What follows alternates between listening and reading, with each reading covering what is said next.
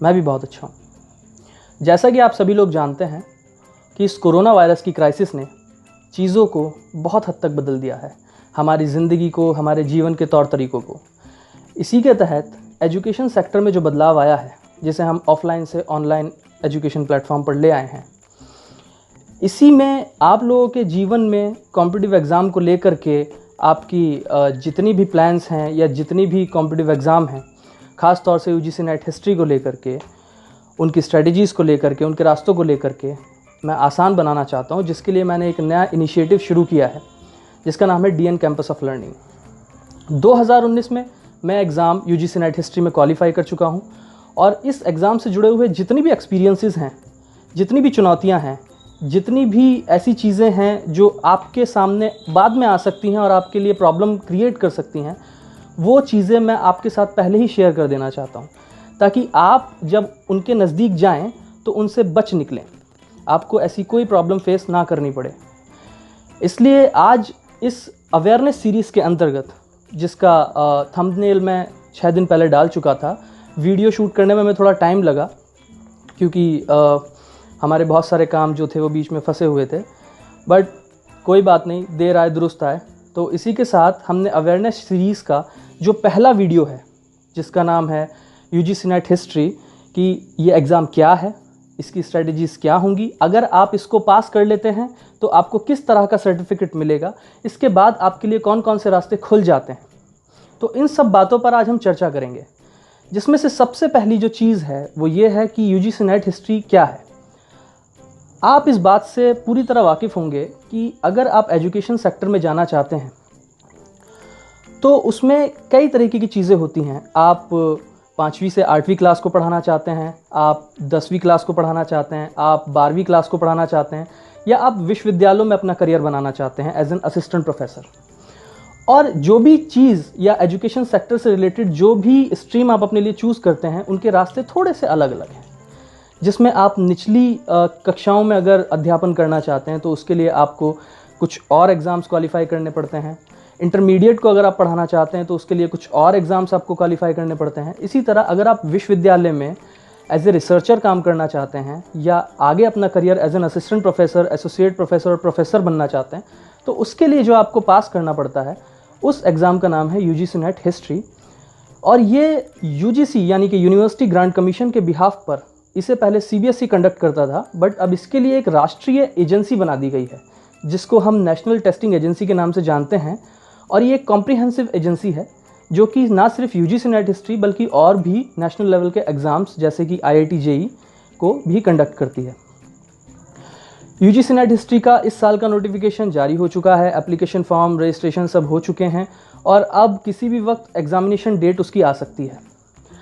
इसी बीच इसलिए जो लोग इस बार अपियर कर रहे हैं उनके लिए हो सकता है कि ये वीडियो थोड़ा लेट आया हो, लेकिन जो लोग अगले अटेम्प्ट यूजीसी नेट हिस्ट्री में करना चाहते हैं या फिर अदर सब्जेक्ट्स में भी करना चाहते हैं, उनके लिए ये वीडियो बहुत ही फ़ायदेमंद है।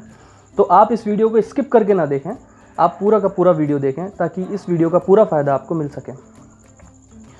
तो जैसे कि हम बात करने वाले थे कि इस चीज़ के 3 फेजेज़ हैं कि यूजीसी नेट हिस्ट्री क्या है, इसके स्ट्रेटजीज़ क्या होंगी, और अगर आप इस एग्ज़ाम को क्वालिफाई कर जाते हैं आपको कैसा सर्टिफिकेट इसमें मिलने वाला है, और चौथी और लास्ट चीज़ जो है कि इसके बाद आपके लिए कौन कौन सी नई अपॉर्चुनिटीज़ खुल जाती हैं। तो यूजीसी नेट हिस्ट्री क्या है, इसके बारे में आपको बता चुका हूँ कि यूनिवर्सिटी ग्रांट कमीशन के बिहाफ पर पहले से सीबीएसई कंडक्ट करती थी, बट अब एनटीए कंडक्ट करती है। यूजीसी नेट के अंदर आपको 2 एग्ज़ामों से गुजरना पड़ता है, पेपर 1 और पेपर 2। पेपर 1 जो होता है वो सभी एस्पायरेंट्स के लिए कॉमन होता है, जिसमें आपका teaching aptitude, research aptitude, communication, mathematics, reasoning etcetera, इस तरीके के क्वेश्चंस आपके सामने आएंगे। टीचिंग एप्टीट्यूड और रिसर्च एप्टीट्यूड के जो क्वेश्चंस होंगे वो थोड़े हाइपोथेटिकल हो सकते हैं, वहाँ पर आपको थोड़ी सी चुनौतियों का सामना करना पड़ सकता है क्योंकि मार्केट में टीचिंग एप्टीट्यूड और रिसर्च एप्टीट्यूड का जो मटेरियल है वो उतना अच्छा अवेलेबल नहीं है। रही बात आपके दूसरे पेपर की, जो पेपर 2 होगा, जो कि आपका सब्जेक्टिव पेपर होगा, उस पेपर में आपसे 100 क्वेश्चंस पूछे जाएंगे जो कि आपके सब्जेक्ट के होंगे। इसमें नेगेटिव मार्किंग बिल्कुल नहीं है। तो ये ओवरऑल एक बेसिक स्ट्रक्चर है यूजीसी नेट एग्ज़ाम का और इसके दोनों पेपर यानी कि पेपर 1 और पेपर 2। अब मैं आपसे बात करना चाहता हूँ इस एग्ज़ाम की स्ट्रेटेजी।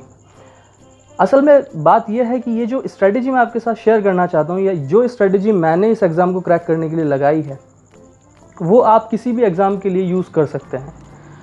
तो सबसे पहले जो स्ट्रेटेजी की बात है वो ये है कि हम ज़्यादातर देखते हैं अपने आस पड़ोस में जैसे बच्चे प्रिपेयर कर रहे हैं या जब हम किसी कॉम्पिटिटिव एग्ज़ाम के लिए नए प्रिपरेशन करने जाते हैं और हम सोचते हैं कि हम वहाँ जाएंगे, फिर हम बच्चों से मिलते हैं या अपने किसी पुराने दोस्त से मिलते हैं, तो हम उसी ढर्रे को अपना लेते हैं जिस ढर्रे को वो अपना रहा होता है या जिस तरीके से वो प्रिपेयर कर रहा है हम भी उसी ढर्रे को पकड़ लेते हैं, जो कि कम्प्लीटली गलत है। हम सोचते भी नहीं हैं, हम किताबों के पीछे दौड़ने लगते हैं। लेकिन मेरा फार्मूला कॉम्पिटिटिव एग्ज़ाम को लेकर के और उसकी प्रिपरेशन को लेकर के बहुत सिंपल है। आपको सिर्फ़ और सिर्फ 4 बातों को फॉलो करना है। जब भी आप किसी कॉम्पिटिटिव एग्ज़ाम के लिए सोचें, अपीयर करें, प्रिपरेशन करें, आप सिर्फ 4 बातों पर अमल करें। पहला, जाना कहाँ है।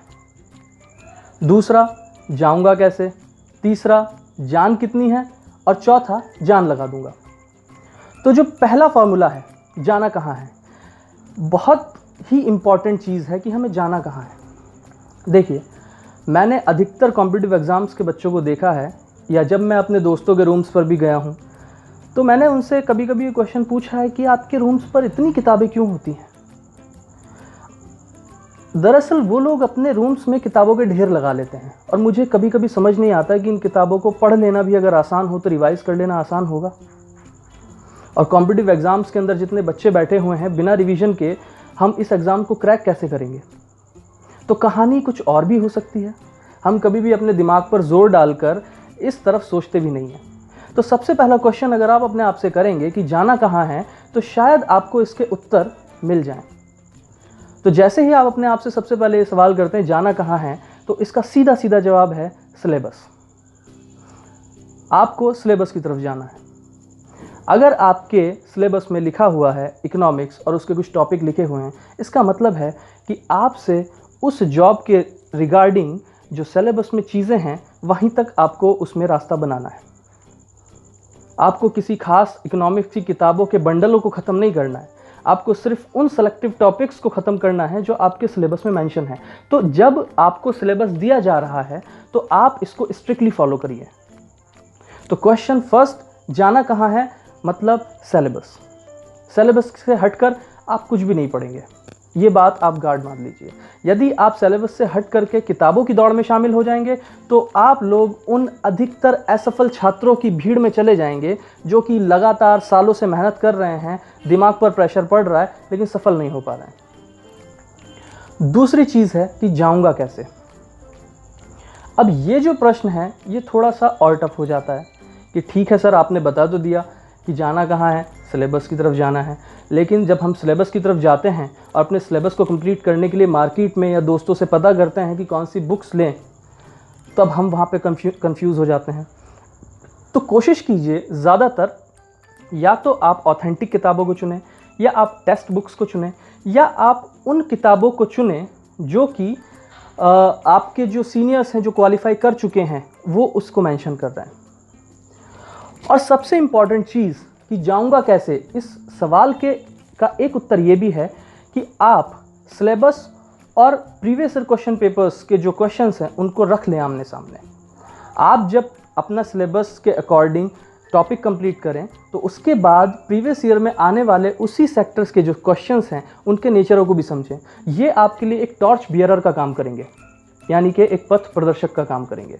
तो आपका जो दूसरा सवाल है कि जाऊंगा कैसे, क्योंकि अगर मैं आपको बता दूं कि आपका ये एग्ज़ाम है और ये किताबें पढ़कर आप बन जाओगे, और जो कि बिल्कुल सच है, तो आप शायद रत्ती भर भी आपके अंदर कॉन्फिडेंस का जो एक फंक्शनल दिक्कत होती है ऊपर नीचे हो जाने में, वो आपको ज़रा भी नहीं होगी। आप सीधे सीधे कर लेंगे। इसीलिए आप देखते हैं कि कोचिंग सेंटर में जाने के बाद में ज़्यादातर बच्चे सोचते हैं कि कोई भी टीचर जो हो, जो अच्छा है, वो हमें पर्सनली गाइड करता रहे, तो आपका कॉन्फिडेंस कोचिंग सेंटर में बिल्कुल हाई होता है, लेकिन कोचिंग सेंटर से जैसे ही आपका कोचिंग पीरियड खत्म होता है, आप रूम पे आकर सेल्फ स्टडी करना शुरू करते हैं, तो वहाँ पर आपका कॉन्फिडेंस लेवल बिल्कुल गिर जाता है। आप खुद से सवाल करने लगते हैं कि क्या मैं ये एग्ज़ाम क्वालिफाई कर पाऊँगा, क्या मुझसे कभी हो पाएगा। आप जब सो रहे होते हैं तो वहाँ भी आपको एंजाइटी जैसे सिम्टम्स फेस करने पड़ते हैं। तो ये सब दिक्कतें आपको आती हैं। तो आप अगर किसी भी टीचर के लिए, या आप किसी टीचर का हाथ पकड़ेंगे, मे भी हो सकता है कि वो आपका साथ दे दे, बट बात यह है कि उनको अपने घर परिवार भी चलाने होते हैं, तो वो आपकी ज़िम्मेदारी प्रॉपर तरीके से उठाने के लिए तैयार नहीं होंगे, ना ही वो आपके लिए हमेशा अवेलेबल रहेंगे। तो बेहतर होगा कि आप अपना साथी सिलेबस और क्वेश्चंस यानी कि प्रीवियस ईयर क्वेश्चंस को बनाएं, या आपके लिए टॉर्च बियरर का काम करेंगे। अब आते हैं थर्ड चीज़ पर, यानी कि हमने 2 फेज़ कंप्लीट कर लिए, जाना कहाँ है, जाऊंगा कैसे। अब आते हैं तीसरी चीज़ की जान कितनी है। अब ये जो चीज़ है, आप एक इसका दायरा सोचने का ये भी है कि कोई भी आदमी कुछ भी कर सकता है, बेशक कुछ भी कर सकता है, इसमें कोई भी गलती नहीं है। लेकिन अगर आप कहेंगे कि एक 80 साल का बुढ़ा उसेन बोल्ट की तरह दौड़ लेगा, तो शायद ये बहुत फ़नी बात हो जाएगी। तो इसलिए आपकी हेल्थ कैसी है, आपकी हेल्थ इस चीज़ की इजाज़त देती है आपको कि आप 12 घंटे बैठ के पढ़ें। आपकी हेल्थ आपको इस चीज़ की इजाज़त देती है कि आप पूरी रात बैठ करके स्टडी करें। तो आपके अंदर जान कितनी है, यानी कि आप फिट कितने हैं, आपकी हेल्थ आपको किन चीज़ों की इजाज़त देती है, इन चीज़ को ध्यान में रख करके आप अपने लिए उद्देश्यों को निर्धारित करें। और चौथी सबसे इम्पॉर्टेंट चीज़ की जान लगा दूंगा, आपको सिंगल माइंडेड होकर कंप्लीटली विदाउट डिस्ट्रैक्शन अपने आप को पॉजिटिव रखते हुए पूरी जान लगानी पड़ेगी। तो ये वो 4 बातें हैं जो आपको किसी भी कॉम्पिटिटिव एग्ज़ाम में सफल बना देंगी। यूजीसी नेट हिस्ट्री को लेकर के अगर आप किसी भी तरह की क्वेरी को करना चाहते हैं, तो मैं अपना पेज और अपना फ़ोन नंबर डिस्क्रिप्शन में डाल दूंगा, आप मुझसे पूछ सकते हैं। और सबसे इम्पॉर्टेंट चीज़ है कि अगर हम बात करें यूजीसी नेट हिस्ट्री को लेकर के, जो कि पूरा वीडियो ही उसी पर है, लेकिन मुझे लगा कि मैं आपसे एक कॉमन स्ट्रेटजी शेयर कर दूं ताकि आप इधर उधर भटके नहीं। तो यूजीसी नेट हिस्ट्री में एक सबसे बड़ी जो दिक्कत आती है उसको क्रैक करने में, कि आपको बुक्स में आप कंफ्यूज हो जाएंगे। कई सारी आइडियोलॉजीज़ हैं, मार्क्सवादी विचारधारा है, साम्राज्यवादी है, राष्ट्रवादी है, और हाल ही में अभी नई एक विचारधारा आई है जिसे हम निम्न स्तरीय इतिहास लेखन या अधो स्तरीय इतिहास लेखन की संज्ञा देते हैं। इंग्लिश में हम उसे सबल्टर्न व्यू ऑफ हिस्ट्री कहते हैं। तो आपके सामने बहुत सारी विचारधाराएं हैं, बहुत सारी बुक्स हैं, आप कंफ्यूज हो जाते हैं कि हिस्ट्री को लेकर के कौन सी ऑथेंटिक बुक्स को हम चुनें, पढ़ें, क्या करें। और हिस्ट्री जितना ही फैक्चुअल है उतना ही कॉन्सेप्चुअल भी है। उसको पकड़ पाना, उसके फैक्ट्स को पकड़ पाना, जब एक राजा 5 से 10 नाम रख ले और 20 उपाधियाँ अपने नाम कर लेता है, तो इस बात को याद कर पाना थोड़ा सा कंफ्यूजिंग रहता है। तो इसके लिए सबसे बेस्ट तरीका ये है कि आप अपने लिए बुक्स का दायरा कम कर दें। अब बुक्स का दायरा जब आप कम करेंगे तो उन बुकों का चुनाव कैसे होगा, उन बुकों का चुनाव आप कैसे करेंगे। उन बुकों का चुनाव आप ऐसे करिए, आप सभी लोगों ने ग्रेजुएशन की होगी, आप सभी लोगों ने अगर यूजीसी नेट हिस्ट्री में आप अपीयर होना चाहते हैं तो मास्टर्स भी किया होगा। तो चुनने का जो सबसे सही तरीका है वो ये है कि जब आप ग्रेजुएशन में थे तो हर यूनिवर्सिटी में यूनिवर्सल बुक्सेस जो होती हैं वो कौन सी चल रही हैं। ग्रेजुएशन में आपको कौन सी बुक पढ़ाई गई, जब आप सेकंड ईयर में थे तो मिडिवल में कौन सी पढ़ाई गई, जब आप थर्ड ईयर में थे तो मॉडर्न कौन सी पढ़ाई गई। तो जो भी बेसिक बुक्स हैं जो यूनिवर्सिटीज़ में चलती हैं, आप उनको लेकर के साथ चल सकते हैं। और कुछ जो आपके जो टीचर्स हैं जिनसे आप गाइडेंस ले रहे हैं वो आपको रिकमेंड करें, वो आप कर सकते हैं। और जो कोचिंग सेंटर का जो भी आपके टीचर आपको डेटा देते हैं हिस्ट्री से रिलेटेड, आप उसका सहारा ले सकते हैं। इसके अतिरिक्त आप अपनी तरफ से मार्केट में जाकर मार्केट को खंगालने की कोशिश मत करिए इतिहास की बुक्स को लेकर के, आप फंसेंगे। क्योंकि आप इतिहास की बुक तो ले आएंगे, लेकिन इतिहासकार के प्रति आपकी समझ शायद उतनी अच्छी ना हो। आपको लगे कि मैं प्राचीन भारत की बुक ले आया हूँ आर एस शर्मा की, तो आप कहेंगे कि चलो मैं इसको पढ़ के बन जाऊँगा, लेकिन वो एक मार्क्सवादी इतिहासकार हैं, तो उनकी विचारधारा अलग है। उन्होंने अपने पर्सपेक्टिव से ऐतिहासिक घटनाओं का उल्लेख या व्याख्या उसमें की है। आपके लिए क्या सही है क्या गलत है, तो इसके लिए आप जो भी आपको गाइडेंस दे रहा है, जो भी आपको सेलेक्टिव कम से कम चीज़ें, कम से कम बुक्स और कम से कम आपको एक तरफ आपको रखनी है। और अपने जो फैक्ट्स हैं, यानी कि जो भी आपके हिस्ट्री के फैक्ट्स हैं जिनको आप ट्रेडिशनल रिवाइज़ करते हैं, इनको आपको बहुत सीमित दायरों में रखना है। आपको दूसरा दायरा पकड़ना है। हमें किताबें ज़्यादा नहीं पढ़नी है, हमें क्वेश्चंस ज़्यादा सॉल्व करने हैं। सबसे इम्पॉर्टेंट चीज़, हमें किताबें ज़्यादा नहीं पढ़नी है, हमें क्वेश्चंस सबसे ज़्यादा सॉल्व करने हैं। आप मार्केट से जितनी भी क्वेश्चंस हैं, प्रीवियस ईयर क्वेश्चन पेपर्स हैं, या जो भी कोचिंग सेंटर्स आपके क्वेश्चंस प्रोवाइड कराते हैं, आपको टेस्ट सीरीज़ प्रोवाइड कराते हैं, आप मैक्सिमम वो ले आइए और उस पर ज़्यादा से ज़्यादा प्रैक्टिस कीजिए। तो एक तरफ आप अपने कंटेंट को बहुत लिमिटेड रखेंगे और दूसरी तरफ आप मैक्सिमम टेस्ट सॉल्व करेंगे, और इसी को लेकर के आपको आगे बढ़ना है लगातार। इसी से आपका यूजीसी नेट हिस्ट्री क्वालिफाई हो सकता है। अतिरिक्त आप अपने मस्तिष्क पर या अपने दिमाग पर बोझ बढ़ा सकते हैं, क्योंकि अगर आप एक 300 पेज की किताब पढ़ लेते हैं, जिसको पढ़ना आसान है, मैं फिर भी कहूँगा कि पढ़ना आसान है, आप एक बार पढ़ लेंगे, बट रिवाइज़ करना आपके लिए शायद इम्पॉसिबल सा हो जाता है।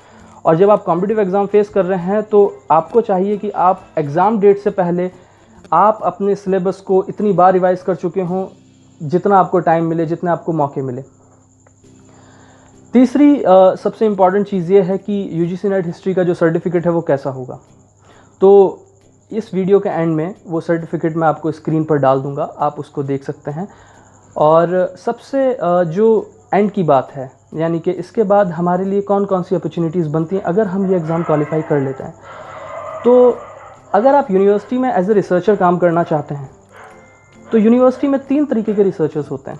पहला URS यानी कि यूनिवर्सिटी रिसर्च स्कॉलर, दूसरा जो नेशनल एलिजिबिलिटी टेस्ट यानी कि नेट एग्ज़ाम क्वालिफाई करके जाते हैं वो डायरेक्ट एनरोल होते हैं, तीसरा जूनियर रिसर्च फेलो, जो वहाँ पर जूनियर रिसर्चर होते हैं, अपनी फेलोशिप सेंट्रल गवर्नमेंट से कलेक्ट करते हैं। शिक्षा मंत्रालय, जो कि पहले HRD मिनिस्ट्री थी, हाल ही में उसका नाम बदल दिया गया है। तो सबसे पहली बात यह है कि आप देखिए कि आपको किस तरीके से यूनिवर्सिटी में एंट्री लेनी है। आप URS बन के लेना चाहते हैं, आप नेट के थ्रू जाना चाहते हैं, या आप JRF के तहत जाना चाहते हैं। अगर आपका नेट क्वालिफाई हो जाता है तो आपके लिए 2 रास्ते हैं। या तो आप किसी भी कॉलेज में लेक्चरशिप स्टार्ट कर सकते हैं, या फिर आप डायरेक्ट PhD में एनरोल लेकर अपनी PhD कंप्लीट कर सकते हैं। एक ऑप्शन होता है लर्निंग वाइल अर्निंग, जिसे हम कहते हैं JRF यानी कि जूनियर रिसर्च फेलोशिप। इसमें आप पढ़ाने के साथ साथ आप अर्न भी करते हैं। अगर आप JRF में सेलेक्ट हो जाते हैं तो उसके बाद आप अपना PhD में एनरोलमेंट ले करके और साथ ही साथ अपनी PhD कंप्लीट करते हुए आपको फेलोशिप मिलती है, विच इज़ ऑलमोस्ट 35 to 40,000 का मार्जिन रहता है। जगह के हिसाब से वो बदलता रहता है। तो वो जिस भी जगह पर, जिस भी यूनिवर्सिटी में आप JRF होने के बाद एनरोलमेंट लेते हैं, उस जगह आपको पता चल जाएगा कि उसका मार्जिन क्या रहेगा। तो सबसे जो बेसिक चीज़ें हैं वो मैं आप लोगों के साथ शेयर कर चुका हूँ। जैसे कि मैं आपको शुरुआत में बताना भूल गया, लेकिन अब मैं बता देता हूँ कि ये YouTube चैनल मैंने अभी अपना नया स्टार्ट किया है।